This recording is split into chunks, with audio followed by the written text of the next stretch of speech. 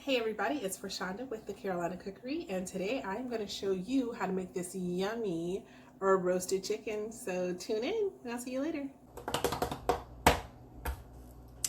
Hey everybody, it's me, Rashonda with the Carolina Cookery, and I know it's late, and I just randomly hopped on. It's not even late, it feels late because the daylight savings time, it is a whole 7 o'clock outside. But I did randomly hop on because I'm about to cook some dinner, and I was like, you know what, let's go ahead and just do this video and walk through.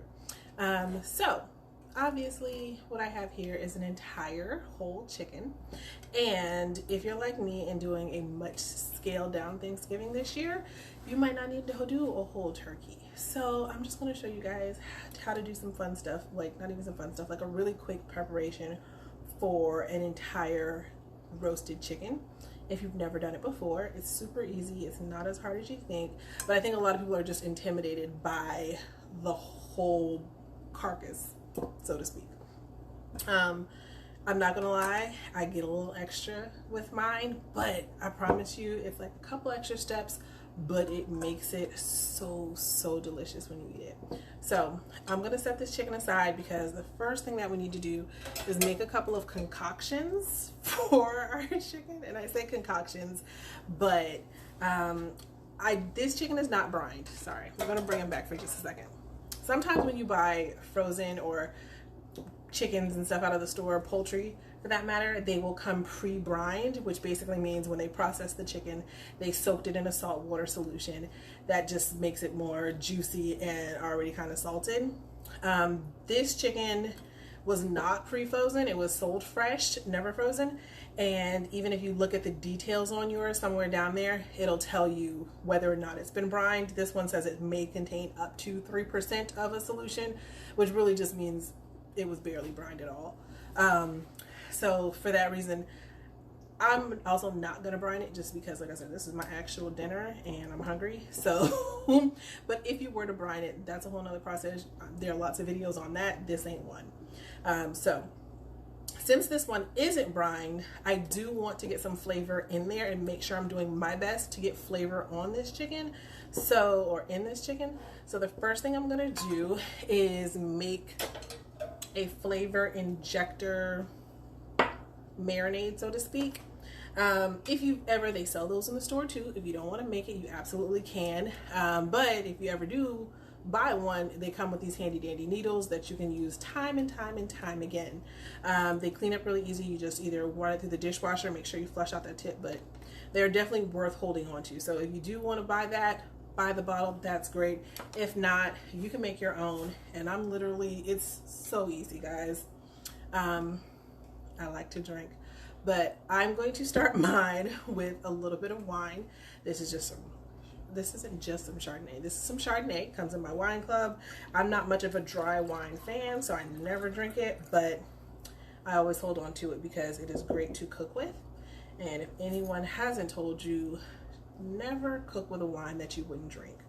So, like, yes, they make cooking wines in the store. Those things they're really inexpensive and they're not very good quality. Stay away from it if you can.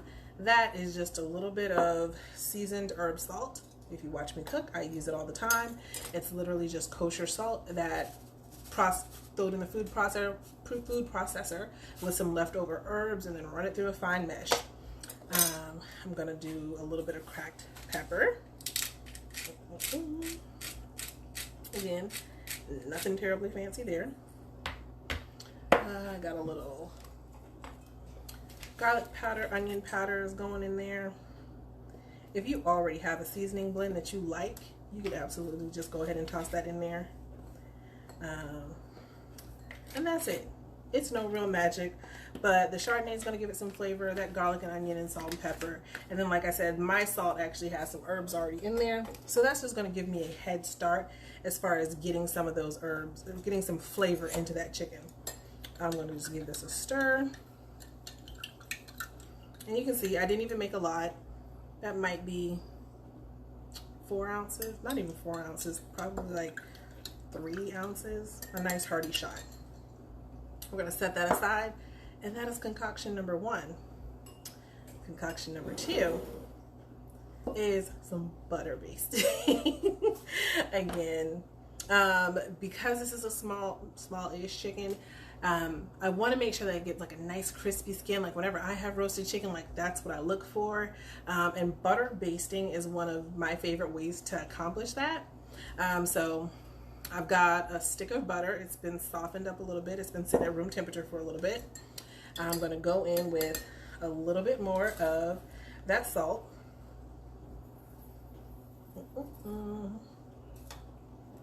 A little more pepper.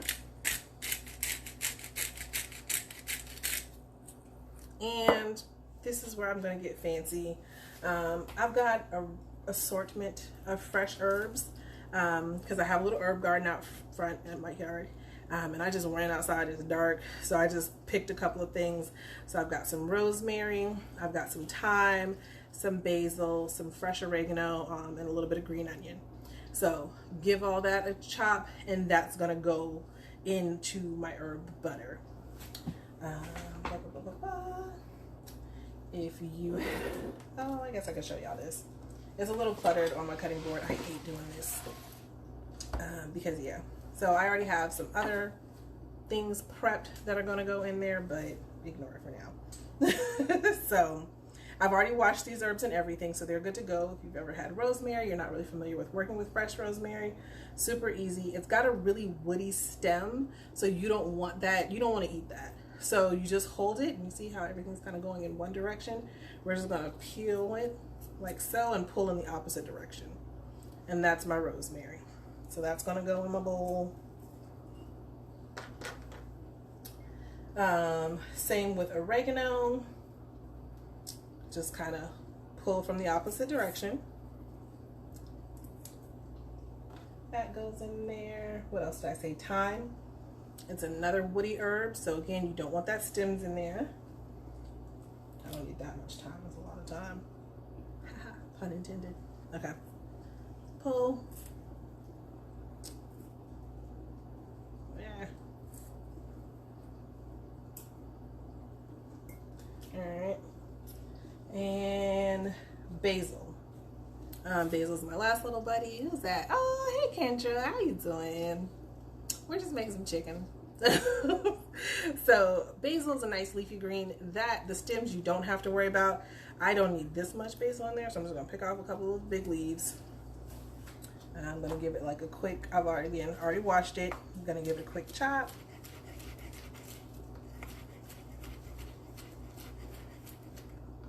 And then that's going to go into my butter as well. So, slide that back over, out of sight, out of mind. So we've got tons of fresh herbs. Ooh, I forgot I had some parsley. Let's put some of that in there too. Give that a chop off camera. Parsley is another one that has stems that you can eat. They're soft, so you don't have to worry about taking your stems off of your parsley. All right. And you can tear it by hand if you want, or you can mix it like that. All right, so there is my herb butter. And then all you gotta do now is just go ahead and give that a mix. So we're gonna mix that up. And then this herb butter, once we get our chicken like kind of dressed and ready to go, then we're just gonna slide this between the skin of the chicken and the meat of the chicken, and as it bakes and as it roasts in the oven, it's gonna just melt down and kind of continue to baste that chicken as it cooks. So I don't have to keep opening my oven and heating the mouths to check on the chicken and baste it, or come at it with a turkey baster. Like, it just makes for like a low effort cooking. It's easy. So yeah. That is concoction number 2. Depending on the size of your chicken, you might not need all of this. If you are doing a regular schmegular Thanksgiving and you're doing a whole turkey, you might need maybe a little more. Like I said, I did half a cup, and that is going to be plenty for me. All right, and that's it. That's concoction number 2. I'm going to set this aside, and then we're going to come back to our little chicken baby. So, super easy, and we're just gonna have that. Actually, no. There we go. That makes my life a little easier. As you can see, I have it in a dish because these things, chicken always has like a little bit of extra liquid in there. So I don't like getting it all over the place. Even if you have a cutting board that has grooves, it's always it's just always a little nightmare for me, and I don't like doing that. So I'm just going at this with my kitchen shears. Highly recommend you get a pair of kitchen shears and don't just use your regular scissors or whatever ones you've got around the house. That's also why I went ahead and made those concoctions first, so that way I'm not getting chicken juice all on my hands and on everything else. See, and this wants to give me trouble. All right. Oh, my little chicken baby. I know that sounds terrible to say, but it's like 6 pounds, 5 ounces, just like a little baby. If you've ever, which is probably kind of morbid because like nobody wants to think about cooking a little baby, but hey. All right. First things first, I'm gonna have to do a quick little reach in. Mine comes with the giblets. So this is the neck of the chicken. These are the giblets. Oh, wait, what else do I have in here? All right. I think that's liver. So all of those things need to come out. A lot of people are kind enough to put them in a nice little bag, so that way you can just pull it all out at once, but not these good southern grocery stores. They don't care about my life. All right. So I'm just reaching in there, making sure I got everything out. If you really want to, you can take a look. I don't think y'all want to see that, but you can, and as long as you got everything, you don't want to leave something in there, because I promise you there's nothing worse than like thinking you've cleaned out a turkey or your chicken or whatever you've got going and there are little giblets left inside. So you should be able to look straight through it because they've already hollowed out everything else. If you want to, you can hold on to these. You can make gravy, you can make stock. I'm not doing that. So mine are going in the trash.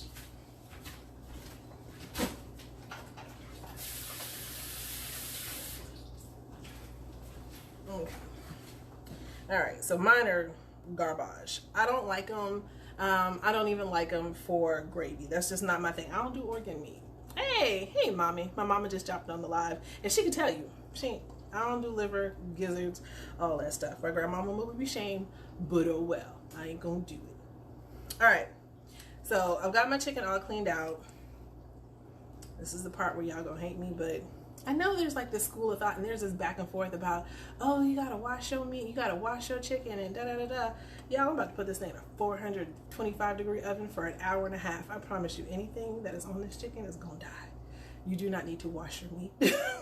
Take this from a chef. All you're doing is just spreading salmonella and germs all over your kitchen sink and your dishes. If you bought fresh food, you don't need to scrub it down, not even with lemon juice. Like, it's an unnecessary step. Revoke my black card if you want to. All right, now that I got all those giblets out and I said my piece about not washing chicken, what I am going to put inside my chicken are some aromatics and some things to give it flavor, so that as it cooks from the inside, those things will steam and kind of release flavor out, if that makes sense. I am going to season it a little bit on the inside, just for good measure. So we're going to go in with a little bit more of that salt, and I'm just kind of rotating it around, trying to get up on those walls and crevices. Because, you know, somebody might kind of come along and just cut the bone off, and you don't want them in that. My mama's gonna kill me. Okay. Sorry, Mom. Alright, so into my chicken, I'm putting all those little fun things you saw earlier. So I'm gonna put some onions I've got sliced up. I got some orange wedges because I like citrus. I got a little bell pepper. I'm gonna stuff that inside there. I got lemon. I'm gonna tuck that in there too. Come back with a little more onion. And again, these are not things that anyone's gonna eat. They're just inside, and they're just gonna release their fumes and juices from the inside out. I'm gonna grab some of those herbs from my garden. So I've got my green onion here. I'm gonna just tuck that down in there. Some thyme, and again, like I said, since I'm not eating this, we don't have to worry about picking all the leaves off. We're just shoving that bad boy in there whole. Come on with some oregano. Why not? And I'm probably getting a little crowded, so you're gonna have to use a little force. Get it down in there. Basil. Do I have any more basil? I do. I got some more basil, and I got some more rosemary. So yay. All right. The only thing that I did not add inside here that I wish I had was sage, and that's just because my sage plant in the garden is kind of giving up its ghost. I got 2 little sage leaves left on there, and I was like, I think it's going to need those leaves to grow more to like photosynthesize. So I didn't want to take them off, even though I love y'all and I would have loved to see it. But I was like, I feel like I'm going to need these last little leaves. So yeah, they didn't make it. All right. So first things we're going to do is we're going to go in with concoction number 1. That's my injector marinade that we made a second ago. I'm going to give it another stir just to make sure that I'm getting that salt dissolved in there. This is not like a regular needle. It's like a little flavor injector needle. I don't know if y'all can see, but it has a, it has a rather large hole. Not humongous, but it's actually got 2. So that's going to allow like some of these larger granules of like salt and etc. to kind of get in there. So we're just gonna, just like a syringe, hold it steady. Don't shame me on this camera now.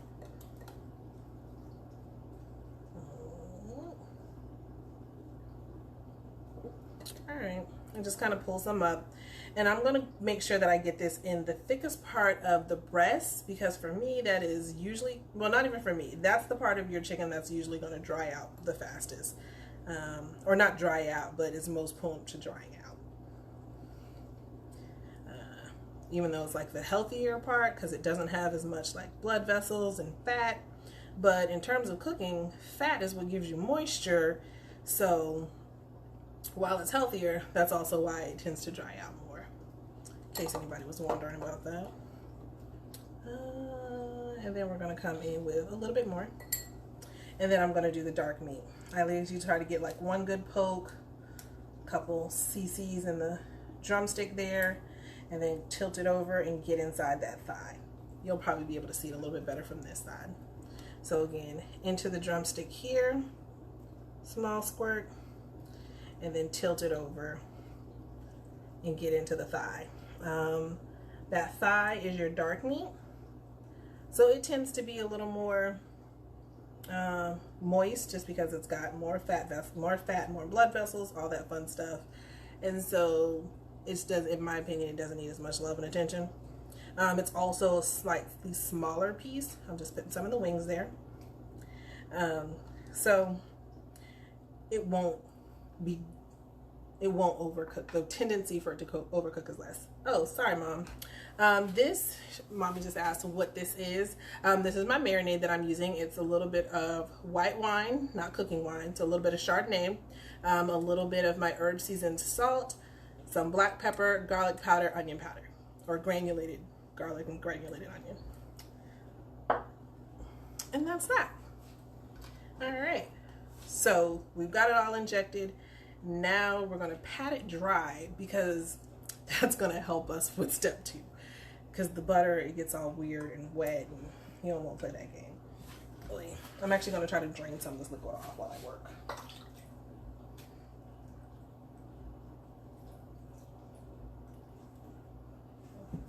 Okay.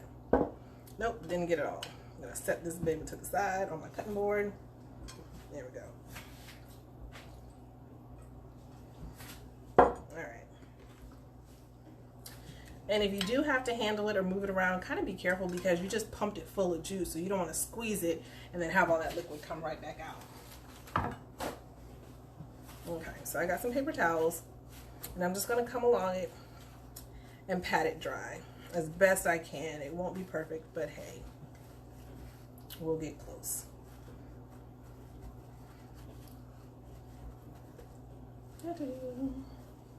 Oh, hey Jovis.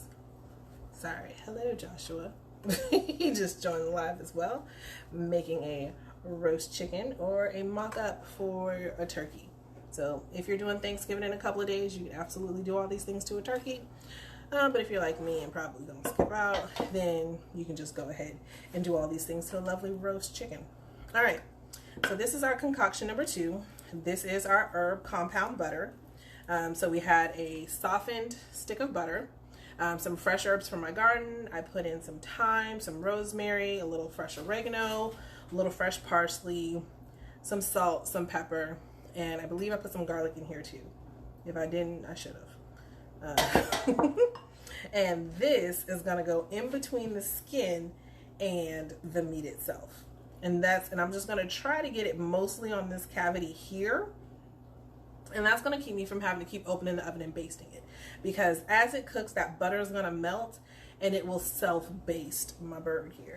And also, as a cheap hack, is gonna give me a head start for my gravy if I decide to make it from those drippings, because then there'll already be fat in there. So, I'm just gonna stick my finger in between the skin and the thing and kind of loosen it up, make sure I've got some room to work with here before I try to get in there. Because once you get that butter on your hands, it is a slippery mess. All right, and then same with this side. All right, and then in we go.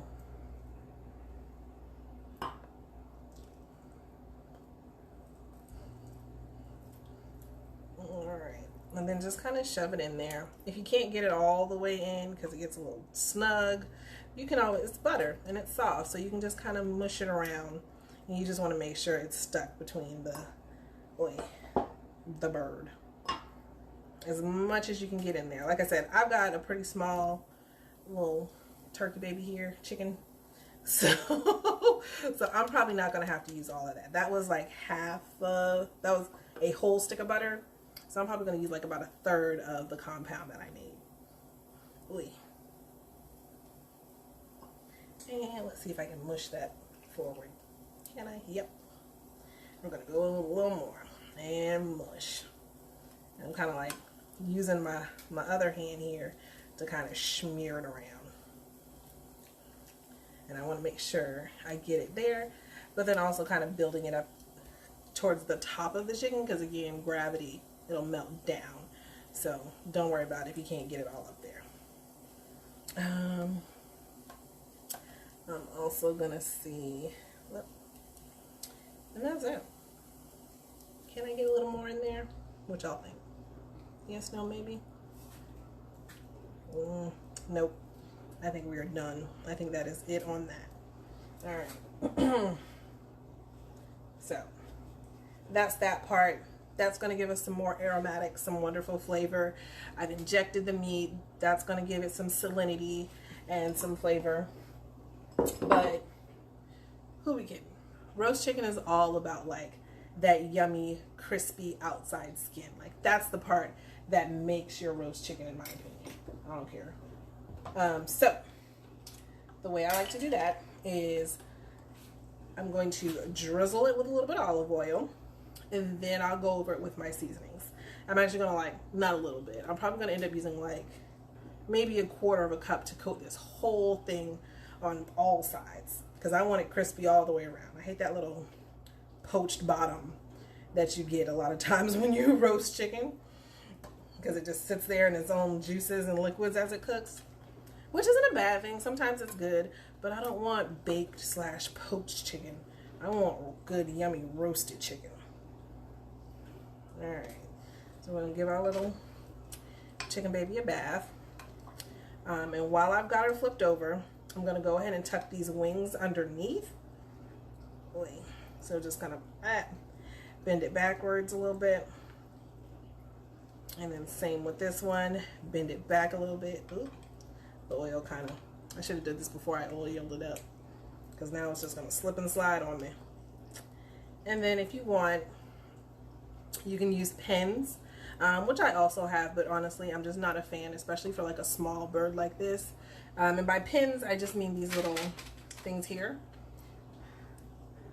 They kind of remind me of like those little dissecting pins you used back in like middle school or something. So these pins, you can take them out and you can use them to like pin the actual wings and stuff in place and kind of pin the legs so that they don't move. I don't feel like that's necessary for such a small bird, so I'm not going to do it. But I did want you to see that, and it absolutely is an option. All right, so I got some salt. And then also adding that oil before you salt and pepper your bird is really going to help it stick, which is awesome. I've got some more seasoning here. Don't judge me. I'm cheating. I also like to go really heavy on the outside of mine because sometimes I want it to have like that sort of crusted coat. Like, I don't know. That just, I love that on a roasted chicken. Like when it gets that nice little crispy coat into it, like all those seasonings kind of crack up on you. That is some good stuff in my opinion. All right, flipping it back over. You can see our little herb butter tucked under that skin. I hope you guys can see it. Going at it with a little more salt. Make sure you get the sides. Like, I know that can be a hard part, but especially like on the thighs and pieces like that, because those are the pieces that people will just come along and grab. So you don't want those to not be seasoned, you know, so it's a 360 job here.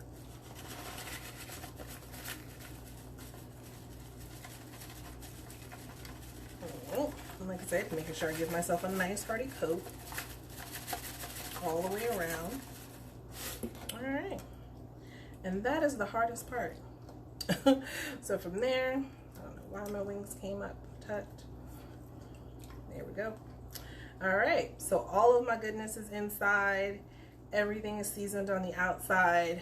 I'm going to transfer this over to a roasting pan. If you don't have a roasting pan, you could absolutely leave it in a pan like this.